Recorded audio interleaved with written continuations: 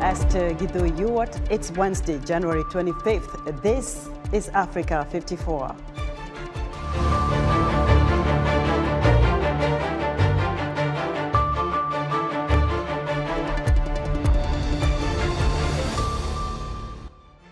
U.S. Treasury Secretary Janet Yellen is in South Africa Wednesday for discussions with President Cyril Ramaphosa. One of Yellen's themes is promoting African food self-sufficiency. Tensions soared Tuesday as Rwanda fired at a DRC military jet landing at border city Goma, claiming the plane crossed the line. A young Cameroonian has created an app enabling high school students to take and pass the nation's GCE exam, and explains it to VOA's Paul Nadihu. All this and much more on today's Africa 54.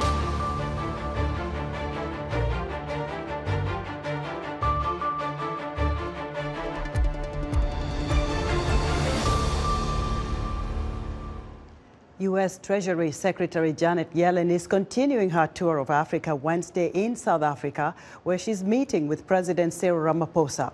On Tuesday, Yellen visited a female-owned savings co-op and smallholding farm in Zambia. Yellen's trip to the continent is aimed at showcasing Africa's potential to help solve the world's problems with food shortages. Today, hunger and food insecurity are exacting a heavy toll on communities around the world, including right here in Zambia. The number of people facing acute food insecurity has risen to 345 million across 80 countries. In Zambia, around 2 million people face acute food insecurity, and nearly half of the population is unable to meet their minimum caloric intake requirements. Yellen blames Russia's war on Ukraine for exacerbating global food insecurity. The U.S. and South Africa agreed Wednesday to form a task force to combat the illegal wildlife trade. U.S. Treasury Secretary Janet Yellen told South African officials that the new task force aims to boost information sharing between the two countries' financial intelligence units. This was the second day of Secretary Yellen's visit to South Africa, and she got to tour the Dinokeng Game Reserve. This is a private reserve that's 60 kilometers north of Pretoria, and with a lot of wildlife animals are being kept here. And this experience gave her a feel of how it is to see these animals living in their natural habitat. And after that tour, she went into a meeting with industry experts in the buildings just behind me here, where the talks really were keyed on what the United States of America can do to help South Africa fight poaching, knowing that there is a serious problem of poaching in South Africa. And this is what she had to say in that meeting. Efforts to combat wildlife trafficking reinforce our efforts to fight corruption and vice versa. I'm here today to demonstrate our shared commitment to these two significant goals for both of our countries. In this meeting, she announced that the two countries had formed the United States-South Africa Task Force on Wildlife Trafficking, whose key purpose is for the two countries to share information as far as wildlife trafficking is concerned, and also try and track and investigate all the financing of this illicit trade, as well as strengthen the systems in both countries so that the wildlife trafficking does not take place in the first instance. And of course, after this meeting, she went to see President Cyril Ramaphosa in a closed-door meeting where media had no access. But we know that the key purpose of her visit is to strengthen economic ties, as well as, of course, expanding trade at a time where South Africa is really in dire need of investment because of the economic conditions that are just not very suitable at the moment. Tuso Kumalo for VOA News, Johannesburg. Yellen visited Zambia, where she assured the country's president and its finance minister that the timely restructuring of Zambia's debt is a top priority. VOA's Mariama Diallo reports. U.S. Treasury Secretary Janet Yellen spent most of her visit to Zambia Tuesday talking about the agricultural investment potential of African nations, especially as Russia's invasion of Ukraine has affected hunger and the cost of food worldwide. In a village in Changwe, an hour from the capital Lusaka, Yellen emphasized not only tackling acute food needs, but also scaling up investment in food system resilience for the long term. Speaking to a group of mostly female farmers participating in the U.S.-backed Green Climate Fund for small-scale agriculture operations, the Treasury Secretary also voiced support of including Africa more in global food fertilizer markets and supply chains.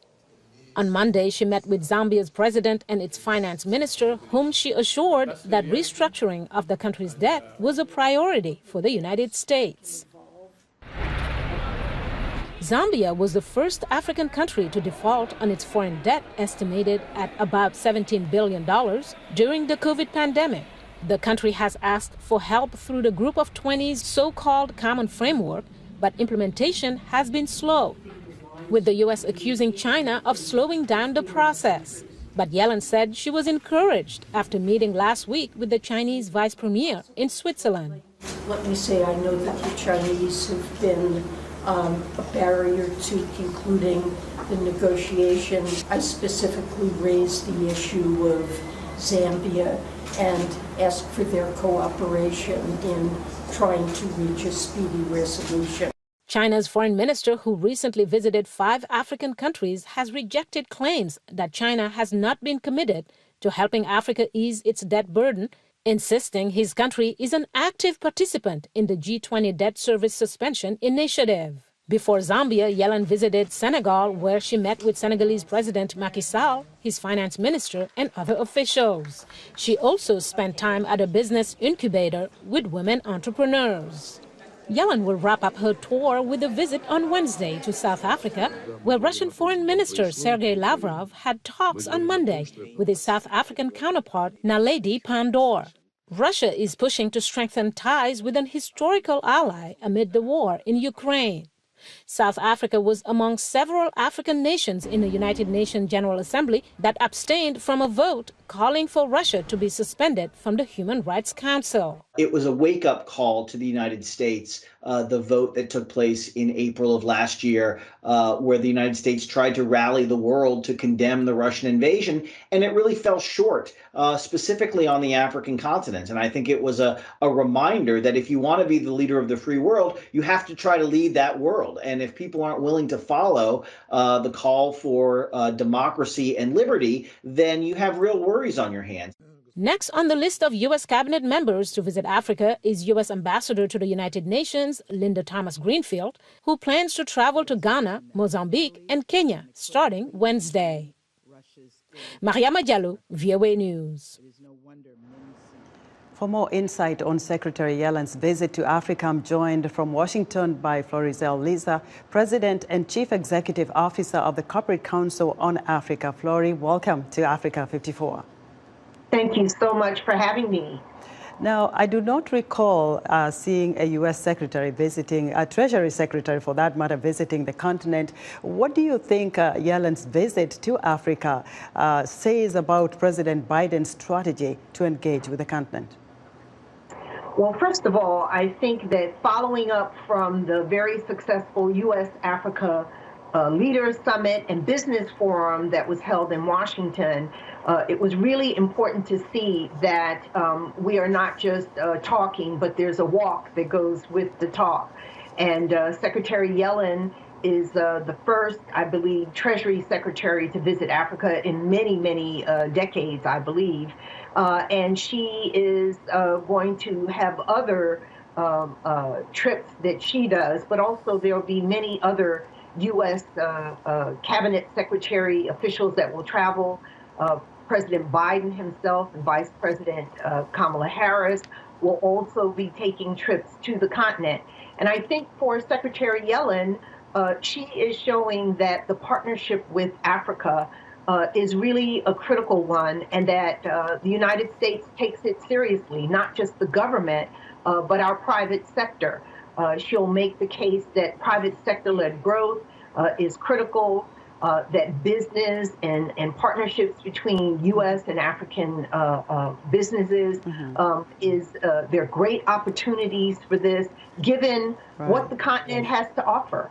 Right. So what do you think the overall impact of her visit is going to be for the entire continent?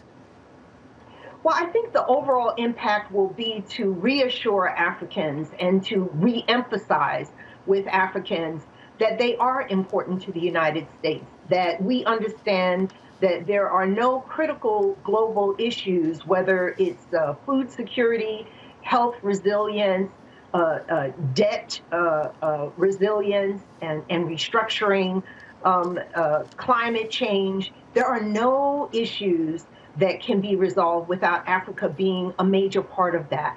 And so her being there and others who will come, like Linda Thomas Greenfield and others, will continue to work with the Africans on the U.S.-Africa economic partnership and the partnership that goes beyond that, whether it's, as I said, in health, in food, in agricultural production, and strengthening the ties. We are a great partner. The United States is a great partner of Africa, and there are so many opportunities now to strengthen that bond.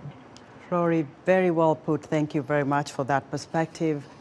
Flory Zhao-Lisa is President and Chief Executive Officer of the Corporate Council on Africa. Thank you so much for having me. The Democratic Republic of the Congo is condemning and denouncing the attack on its fighter jet on Tuesday by the Rwandan army within Congolese airspace, according to the Communications Ministry of the Democratic Republic of Congo. VOA's Paul Ndiho has more.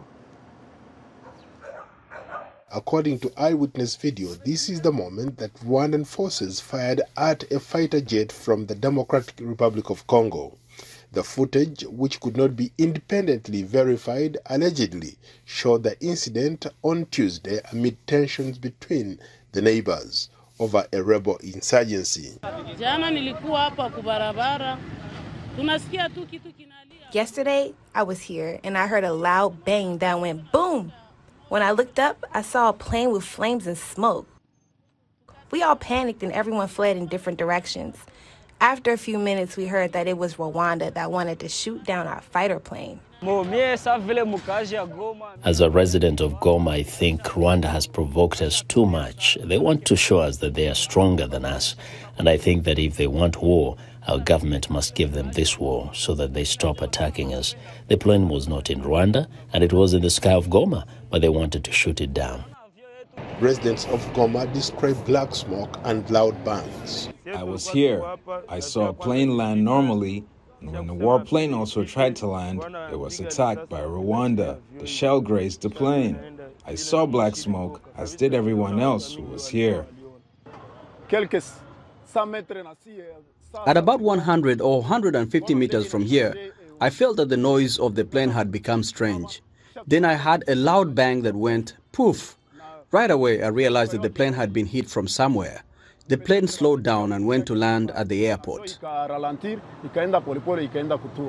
In a tweet, the government of the Democratic Republic of Congo condemns and firmly denounces the attack on its fighter jet this Tuesday, January 24th, 2023, by the Rwandan army within Congolese airspace and does not intend to bow down. Kinshasa said it considered the incident a deliberate act of aggression amid sabotaging peace efforts in the eastern part of the country.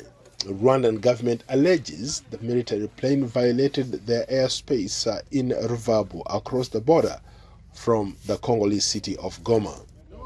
Ties between the neighbors are already tense, with the Democratic Republic of Congo accusing Rwanda of backing the M23 rebel group. Kigali denies the allegation. In turn, it accuses Kinshasa of colluding with FDLR, a former Rwandan Hutu rebel group based in the DRC. The latest M23 offensive has displaced at least 450,000 people since erupting last year. Under a deal brokered in Nairobi, the Tutsi-led group was meant to pull back from recently seized positions by January 15th. Still, last week, Congolese President Felix Tshisekedi said the rebels had failed to withdraw entirely. Paul Ndiho, VOA News, Washington. Tanzanian opposition stalwart Tundu Lissu arrived in Tanzania Wednesday to a warm welcome before making his way to address a rally in Dar es Salaam. Lissu, vice chairman of the Chadema opposition political party, has been a fierce critic of the government. Now he says he is pleased with President Samia Suluhu Hassan's directive that allows opposition politicians to gather and engage in politics. I spoke to Mr. Lissu and asked him what President Hassan's directive means for Tanzania's political future.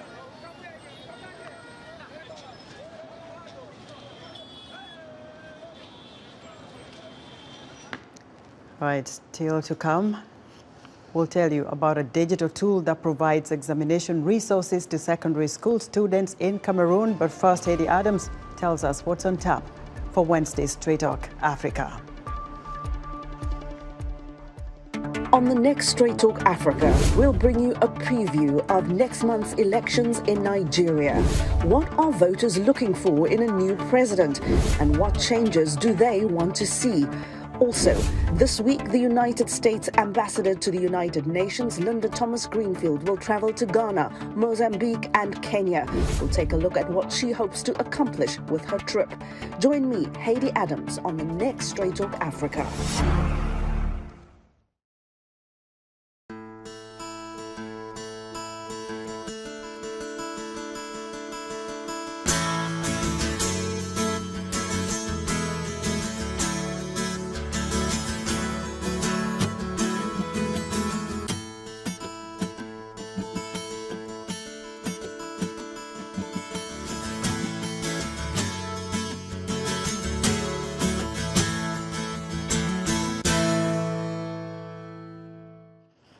In other news, several thousands of people took to the streets in South Africa on Wednesday to protest a prolonged energy crisis that has resulted in crippling power cuts for the continent's most industrialized economy.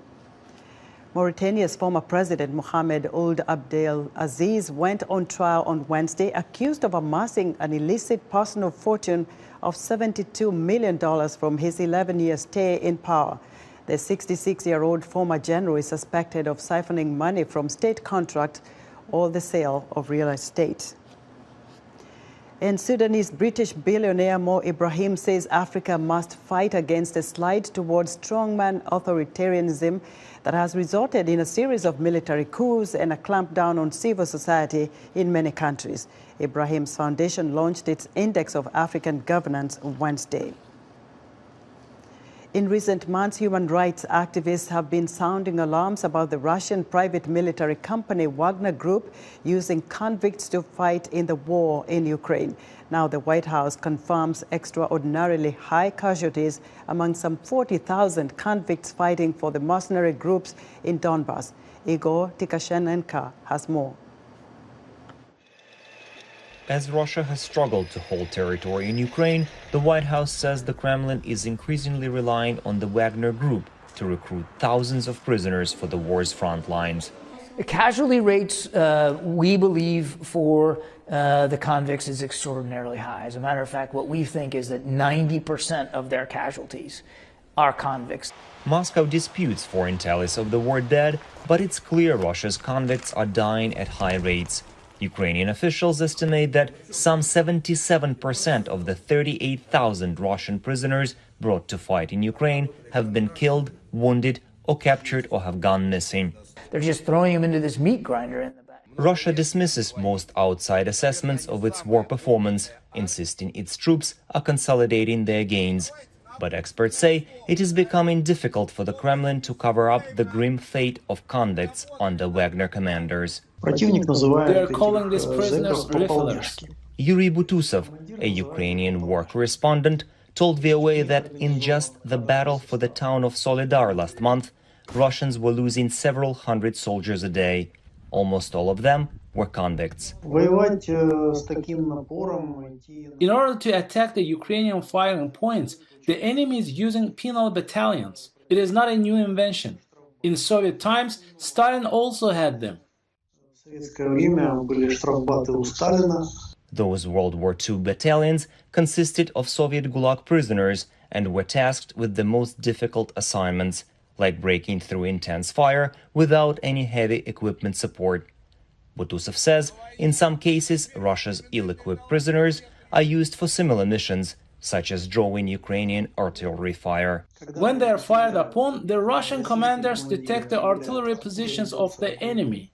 Olga Romanova, executive director of the civil rights group Russia Behind Bars, told VOA that prisoners who agree to sign 6 months contracts with Wagner are paid about $3,000 per month. But it's not the money that motivates them. Their main motive is, of course, to become free. So far, out of tens of thousands of prisoners recruited by Yevgeny Prigozhin, Wagner's leader and confidant of Russian President Vladimir Putin, only 106 were freed and allowed to go home, Romanova says.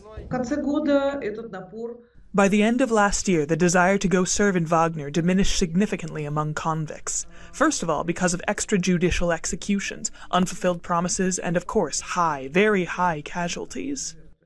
All of that, however, is unlikely to disrupt the Kremlin's plans to use prisoners in its geopolitical objectives, Romanova says. Prigozhin will squeeze out 20 to 30,000 more people out of jails, and then the authorities will start formal mobilization. In November, Putin signed into law a bill allowing mobilization of individuals with outstanding or unexpunged convictions, creating an even greater pool of potential war recruits. Igor Tikhanenko, VOA News, New York. It's time for Technology Report, and joining us now is our tech reporter, Paul Ndiho. Hello, Paul. Hi, Esther. A young Cameroonian graduate student at the University of Westminster in London has created a General Certificate of Education application. The digital tool provides examination resources to secondary school students preparing for their GCE exams across Cameroon, with an easy and intelligent way to find exam resources. I spoke to Felix Fumingia, founder of the Cameroonian-based GCE Guide app, for more insight. Welcome to Africa 54.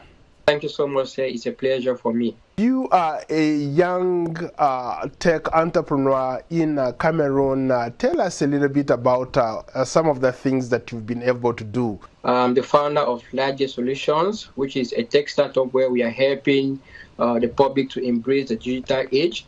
And we outsource services such as web development, application development. So far, we have been able to work with organizations in Cameroon, across Cameroon, to be able to build their digital solutions and platforms. What you're working on could potentially change the education curriculum, the education system in Cameroon, because a lot of young people are actually buying into what you're trying to do. That's true. So one of our projects is the Cameroon GCE Guide app. We actually took interest in the education sector. I noticed that students are facing the problem of difficulty access to exam resources. And back then, after noticing this problem, me and my team, we tried to brainstorm on how we can be able to solve this problem with the use of IT. And this led us to developing the Cameroon GCE Guide app. Now, the Cameroon GCE Guide app is an innovative app, for example, where students can find past questions, exam resources. And we noticed that back then in school, students could only find these resources in libraries. So what happens as a student, you want to study at home? So this led us to developing this app. And after development, we put these past questions, we put these resources in the app, and students could download from Google Play Store. And say, we interest you to know that today he has helped over 20,000 students who are making use of this application across Cameroon. Is this something that is spread out across the country or in the region where you are? It's something which is across the nation, because just from the comfort of your home, you can be able to download this application from Google Play Store. So it's something which is widely used across the country. And for our impact in early 2018, when we had a crisis in the Anglophone regions, students have been able to make use of this application to still find exam resources and to still study for their exam. What role can technology play in the education sector in Cameroon? I think technology has a great role, for example, because looking at some of the problems which we have faced in the past, for example, when COVID came, schools were closed. It will interest you to know that some technology platforms which were existing by this time, like for example, our platform was being widely used to solve a problem which was at hand. That is, students facing difficulty to have their resources, to have classes, but platforms using technology were available for students to still be able to take their classes, get lectures, find content, yes, past questions, for example, and still study for their exams at the end of the academic year. So I believe technology has a great role. Recently, last year, we are extending our solution to be able to provide exam resources for those preparing for concours, that is professional exams across Cameroon. So this is how, for example, we are using technology to innovating the educational sector in Cameroon. How secure is your platform? You're talking about an exam. A lot of people would be like, hey, I can hack into that and maybe get those exams and, you know, get an A. Our platform is very secure because we have a powerful team on ground. And we try to make sure that we are the ones who have access to the platform. Like we upload the content, and the students at their end just have to download and then to have access to this content from their phone. So we have full access to the platforms. The internet is very expensive in Cameroon. How many people are able to access this internet so that they can access some of these classes? Amazing question. It's interesting for you to know that this solution actually started as an offline platform, meaning that once you download from the internet, you may need little or no internet connections, for example, to be able to load the content. Our goal was that students should be able to make use of the application with or without internet connection. So this has always been our goal. How much content do you have on those applications? It's content for every domain, and with time we keep updating our system, our database on a daily basis. Felix, thank you so much for your time. Thank you so much, sir. That was Felix Fomingia, founder of the ACG app based in Cameroon. Back to you, Esther. That's today's Tech Report. Paul, thank you very much for that report. Join Paul Ndiho every Wednesday for another tech segment right here on Africa 54. And that does it for us today. Be sure to watch Africa 54 on our website at voaafrica.com. From all of us here in Washington, thank you for watching.